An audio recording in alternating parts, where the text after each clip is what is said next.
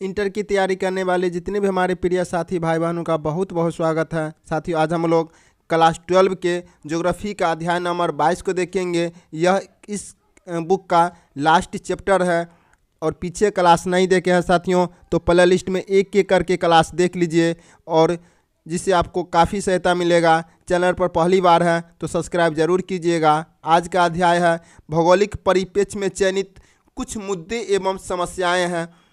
इसे अंत तक देख लीजिएगा साथियों, बहुत इंपॉर्टेंट अध्याय है।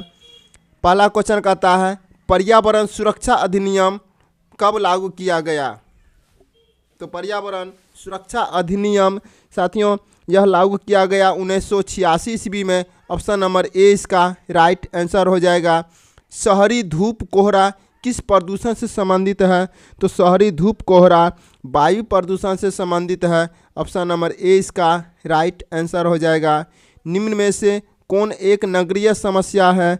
तो नगरीय समस्या सबसे बड़ी समस्या है वायु प्रदूषण है, पेयजल की कमी है, मलिन बस्ती है। इनमें से डी हो जाएगा right answer. Option number D इनमें से सभी। नेक्स्ट है कितने पीएच मान का जल प्रदूषक माना जा सकता है। तो कितने पीएच मान का जल को जो प्रदूषक माना जाता है तो जिसका पीएच मान 3 होगा वह जल प्रदूषक जल माना जाएगा। ऑप्शन नंबर ए इसका राइट आंसर हो जाएगा। ध्वनि प्रदूषण के प्रमुख स्रोत कौन सा है। तो ध्वनि प्रदूषण के सबसे प्रमुख स्रोत उद्योग हो जाएगा। इनमें से मोटर वाहन हो जाएगा, लाउड स्पीकर हो जाएगा। उपयुक्त में से डी इनमें से सभी इसका राइट आंसर हो जाएगा। धारावी मलिन बस्ती किस नगर में स्थित है। तो धारावी मलिन बस्ती मुंबई में स्थित है। ऑप्शन नंबर बी इसका राइट आंसर हो जाएगा। नेक्स्ट है निम्नांकित रोगों में से कौन वायुजन नहीं है। तो वायुजन रोग कौन सा नहीं है। तो इसका राइट आंसर हो जाएगा अतिसार। Option number C. नेक्स्ट है शुष्क क्षेत्रों में मृदा अपरदन का मुख्य कारण क्या है। तो शुष्क क्षेत्रों में मृदा अपरदन का मुख्य कारण है वायु अपरदन। ऑप्शन नंबर सी इसका राइट आंसर हो जाएगा। नमामि गंगे कार्यक्रम किस नदी की सफाई से संबंधित है। तो नमामि गंगे कार्यक्रम गंगा नदी से संबंधित है। ऑप्शन नंबर बी इसका राइट आंसर हो जाएगा, गंगा हो जाएगा।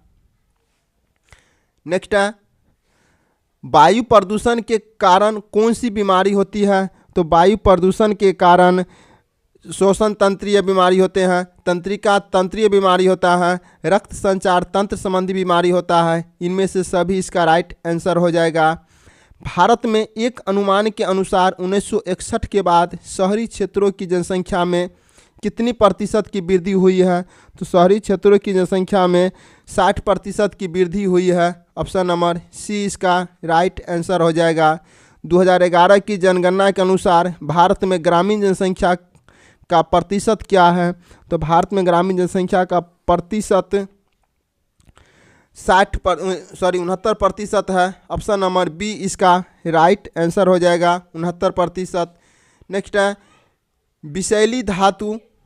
विषैली धातु वातावरण में किस प्रकार फैलती है। तो विषैली धातु वातावरण में उद्योग के कचरे से फैलती है। ऑप्शन नंबर बी इसका राइट आंसर हो जाएगा। नेक्स्ट है विश्व स्वास्थ्य संगठन की एक रिपोर्ट के अनुसार भारत में लगभग 1/4 संचारी रोग किस तरह के होते हैं। तो इसमें जल जनित से होते हैं। ऑप्शन नंबर ए इसका राइट आंसर हो जाएगा। कोरोना बीमारी से सर्वाधिक प्रभावित होती है। तो कोरोना बीमारी से सर्वाधिक प्रभावित होते हैं श्वसन तंत्र। ऑप्शन नंबर ए इसका राइट आंसर हो जाएगा।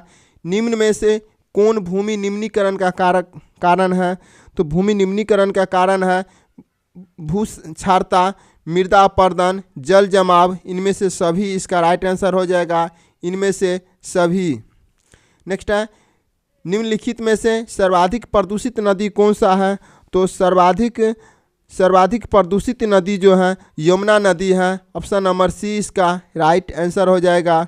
औद्योगिकरण में कौन सा प्रदूषण होता है। तो औद्योगिकरण में जल प्रदूषण होता है, वायु प्रदूषण होता है, ध्वनि प्रदूषण होता है। इनमें से सभी हो जाएगा, ऑप्शन नंबर डी इनमें से सभी। नेक्स्ट है किस प्रदूषण द्वारा सर्वाधिक बीमारियां होती हैं। तो किस प्रदूषण द्वारा सर्वाधिक बीमारी होते हैं। तो जल प्रदूषण के कारण सर्वाधिक बीमारी होते हैं। ऑप्शन नंबर बी इसका राइट आंसर हो जाएगा। नेक्स्ट है, निम्नलिखित में से कौन सा रोग जलजन्य है? तो जलजन्य रोग कौन सा हो जाएगा? तो अतिसार हो जाएगा। ऑप्शन नंबर बी इसका राइट आंसर हो जाएगा। निम्नलिखित में से कौन सा अम्ल वर्षा का एक कारण है? तो अम्ल वर्षा का एक कारण वायु प्रदूषण हो जाएगा। ऑप्शन नंबर डी इसका राइट आंसर हो जाएगा। गरीबी का सबसे कम अनुपात किस राज्य में है? तो गरीबी का सबसे कम अनुपात पंजाब में स्थित है। ऑप्शन नंबर ए इसका राइट आंसर हो जाएगा। नेक्स्ट है, राष्ट्रीय नियोजन समिति का गठन कब किया गया था? तो राष्ट्रीय नियोजन समिति का गठन 1938 में किया गया था। ऑप्शन नंबर ए इसका राइट आंसर हो जाएगा। ध्वनि प्रदूषण का मापन होता है, तो ध्वनि प्रदूषण का मापन होता है डेसीबल से। किससे होता है? डेसीबल से मापन होता है, या ऐसा बोल सकते हैं कि ध्वनि प्रदूषण मापने वाली इकाई को डेसीबल कहा जाता है। निम्नलिखित में से किसे प्रायः प्रदूषक नहीं माना जाता है? तो प्रायः किसे प्रदूषक नहीं माना जाता है? तो इनमें से इसका राइट आंसर हो जाएगा साथियों CO2। CO2 प्रायः प्रदूषक नहीं माना जाता है। नेक्स्ट है, पर्यावरणीय ह्रास होता है, तो पर्यावरणीय ह्रास होता है प्राकृतिक प्रकोप से, प्राकृतिक आपदा से, पर्यावरण आघात से। इनमें से डी हो जाएगा ऑप्शन नंबर डी, इनमें से सभी। नेक्स्ट है, औद्योगिकरण। औद्योगिकरण से कौन सा प्रदूषण होता है? तो औद्योगिकरण से जल प्रदूषण होता है, वायु प्रदूषण होता है, ध्वनि प्रदूषण हो जाएगा। इनमें से डी हो जाएगा ऑप्शन नंबर डी, इनमें से सभी।